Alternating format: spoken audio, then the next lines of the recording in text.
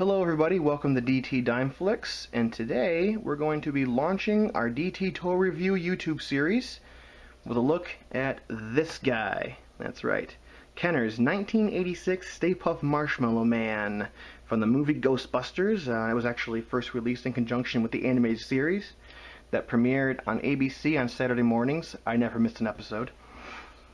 Great little figure, a wonderful figure from Kenner. Absolutely perfect. And let's see, you'll notice right here, stamped on the foot, engraved, is 1984 Columbia Pictures. Even though the figure really didn't appear on toy shelves until 1986, Columbia was so intent on locking the license with Kenner that the only thing that was engraved on the toys were Columbia Pictures 1984, because that was the year of the first Ghostbusters release.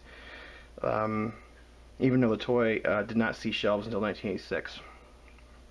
Stay Puft is made of a nice, like a rubbery plastic. He's very squishy, very soft. He's perfect for youngsters.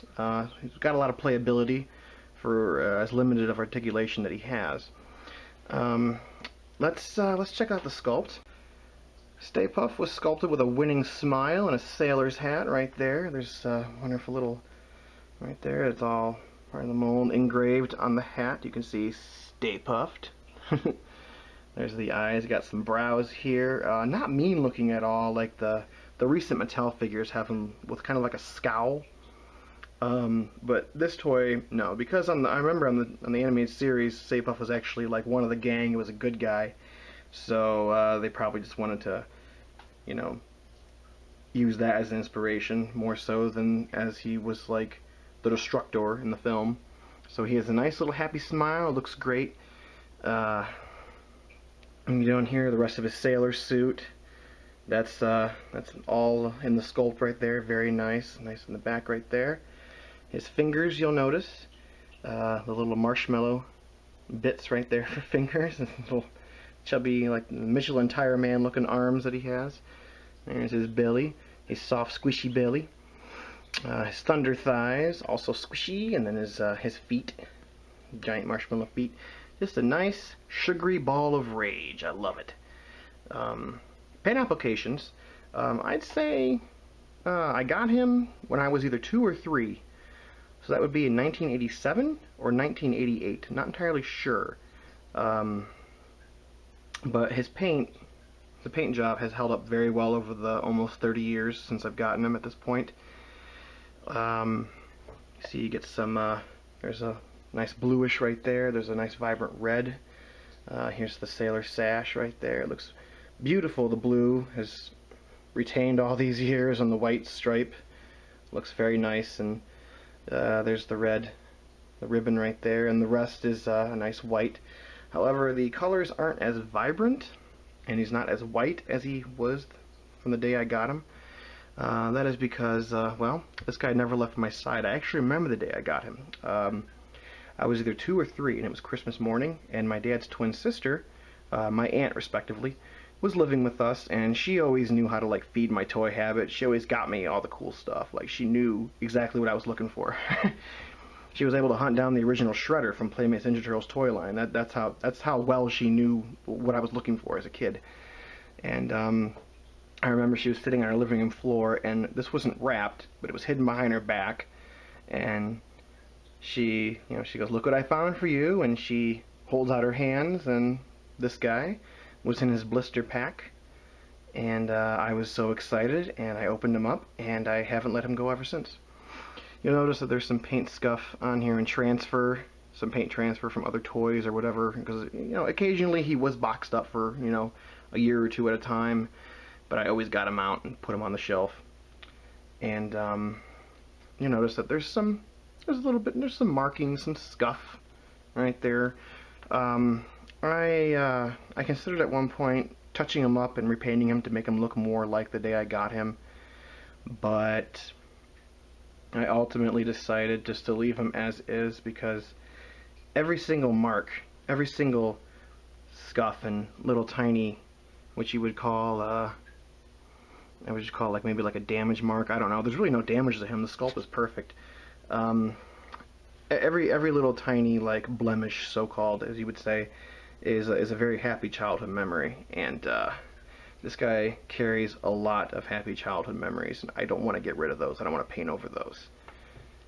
Reminds me of happy times. Ah. Yeah, this guy was everywhere with me. Living room floor, bedroom, backyard, bathtub. This guy's seen it all. And Stay Puft Marshmallow Man is one of the more iconic characters in film history, and you know, the cartoon series, and I'm sure he appeared in some comic books. I've never really read into the comics, but I know he's also a huge part of the video game too. Stay Puft is just one of the greatest characters ever. You know, something that can never harm us, that can possibly never harm us, Mr. Stay Puft. Stay Puft was actually portrayed by suit actor Bill Bryan, who appeared later as the Great Ape in King Kong Lives. And he also appeared in Army of Darkness as one of the pit Deadites, I believe the Heinous Horror Hag to be exact. Yeah. I figured just a little bet you didn't know thing right there, because Bill Bryan's a wonderful suit actor, he's a wonderful performer, and he's very underappreciated in my opinion. Let's move back to this dude. He has some articulation points. 3 to be exact. His head can rotate a wonderful 360. Yeah, and his arms can just, you know, move up and down. Not really up and down per se. He can go like that.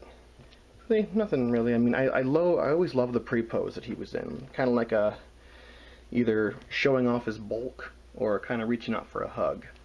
Either or, I prefer it to the Mattel ones that you see now, where he's kind of like got his hands on his belly and he's all, I don't know, like, they're cool figures. I really like the new Mattel ones, but they don't hold a candle to this guy. This guy was it.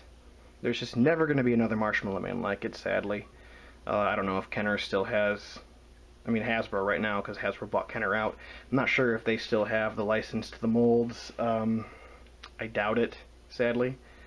But we're probably never going to see this guy like this again. That's okay though, because he was very common in the late 1980s, and I was very lucky enough to be one of those happy kids to have one on Christmas morning.